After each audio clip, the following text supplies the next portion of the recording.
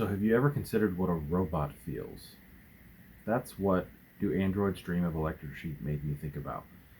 I finished this book, um, came into the bedroom, and I've been crying.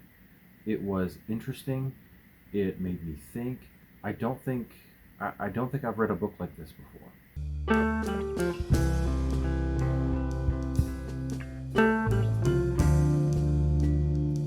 Hey everybody, my name's Ramsey. Wanted to do a book review on Do Androids Dream of Electric Sheep. This was one of the coolest books I've read recently, and I'm really excited to share it with you guys. It was one of the most thought-provoking books on emotion, and then it centered on the idea of if robots could feel, how would they feel? And I ended up actually taking notes. I kind of did the tabs, and the reason I did was because this quote here: empathy, he once had decided, must be limited to herbivores, or anyhow omnivores who could depart from a meat diet, because ultimately the empathic gift blurred the boundaries between hunter and victim, between the successful and the defeated. As the fusion with Mercer, everyone ascended together, or when the cycle had come to an end, fell together into the trough of the tomb world. Oddly, it resembled a sort of biological insurance, but double edged. As long as some creature experienced joy, then the condition of all other creatures included a fragment of joy. However, if any living being suffered, then for all the rest the shadow could not entirely be cast off.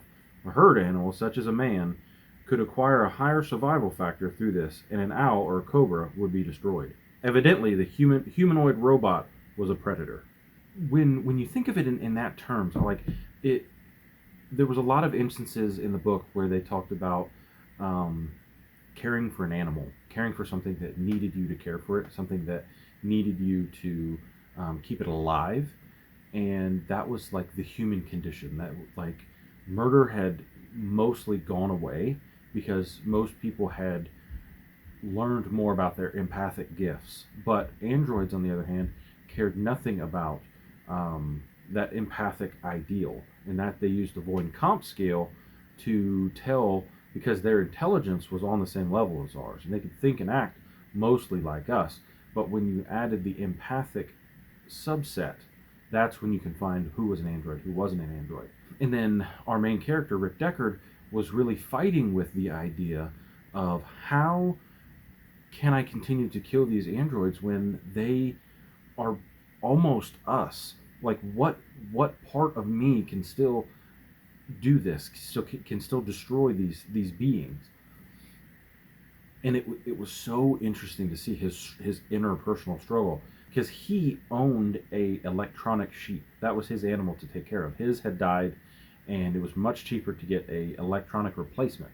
So he was faking it with his electronic sheep, and really was striving to gain a real animal. And at many points, they had this little brochure that they carried around with them everywhere. I can't remember exactly what it was called, but the brochure had all the animal prices, any listing that you would have last time the animal was sold.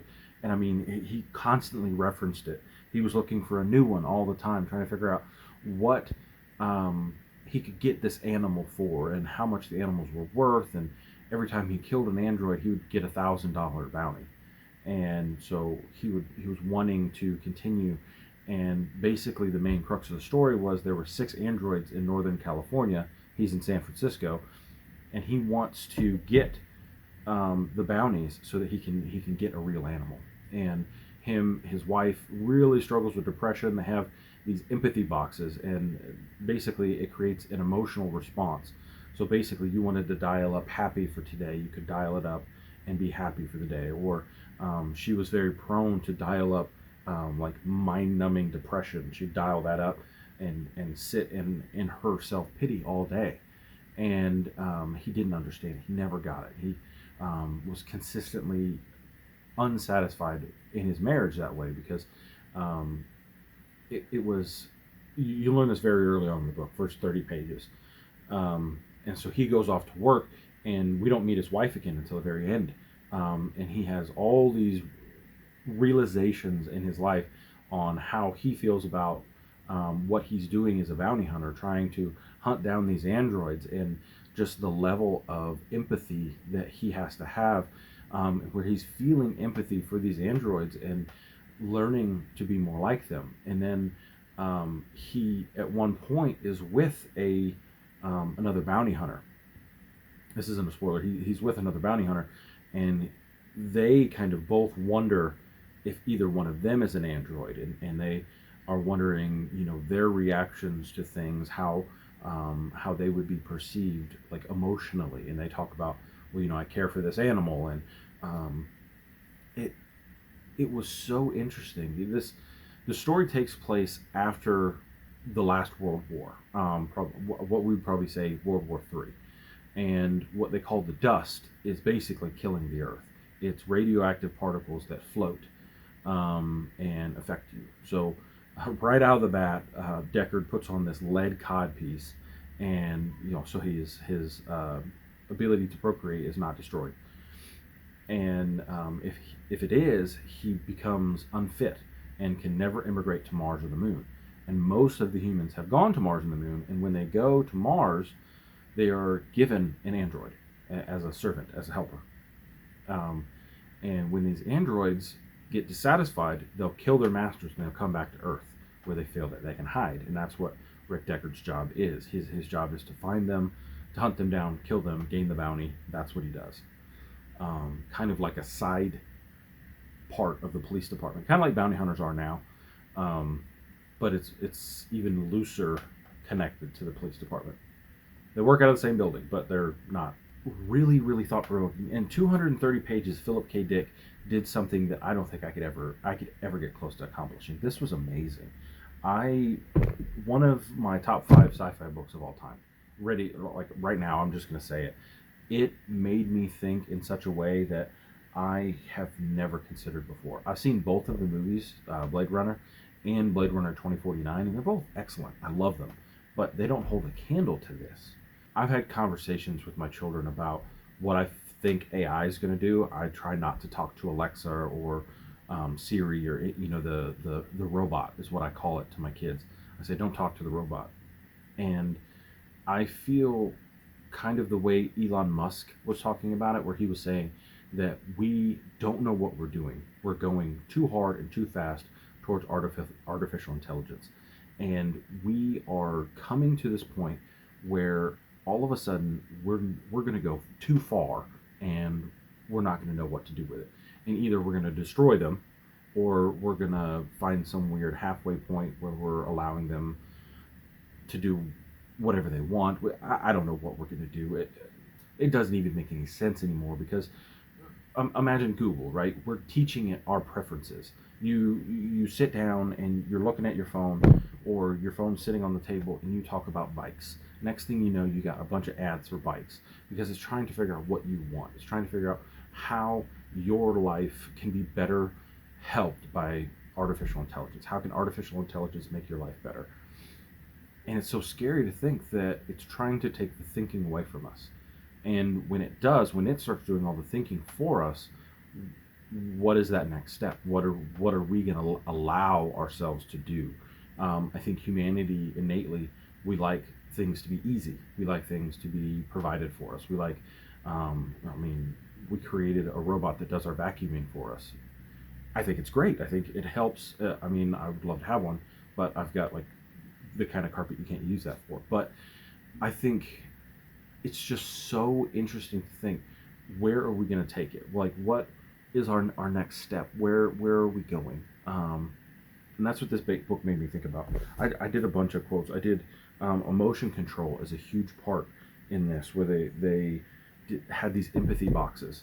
And there's a man named Mercer, who we don't really know who Mercer is, but he's the religious leader. They call it Mercerism. So that they grab the 2 handles of this box, and they're taken, everyone else that's holding the box at the same time is taken into like this emotional state.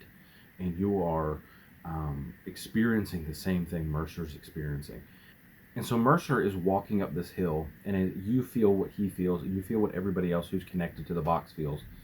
And so at one point, really early on, the other kind of, he's like a side character, but he's the other person you follow their mind frame.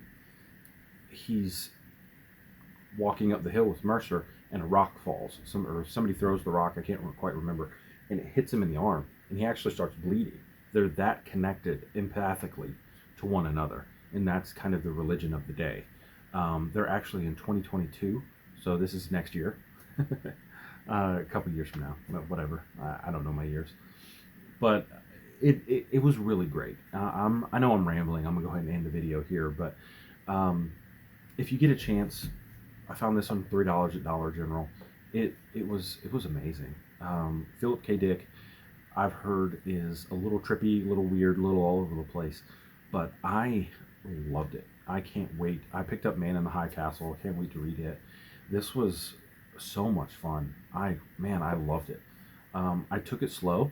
I probably could have read it in a day, day and a half. I ended up reading it about a week, just because I wanted to take some notes, and then I didn't reference my notes as I did this video. But it was so much fun. I want to reread it again. It's probably going to be one I come back to a lot, because I think it's so relevant for our time, for where we're going with what we think about with machines, what we're thinking about with artificial intelligence, and just what makes a human human, right? The emotional factor of humanity that is so important and so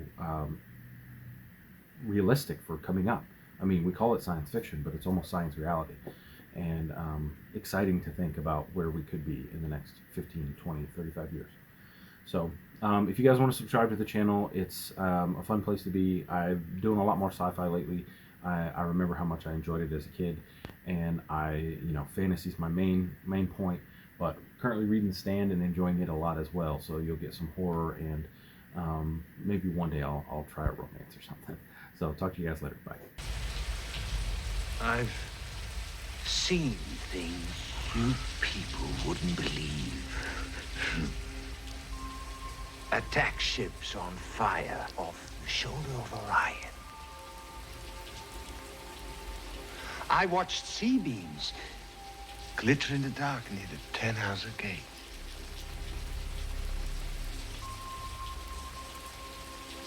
All those moments will be lost in time,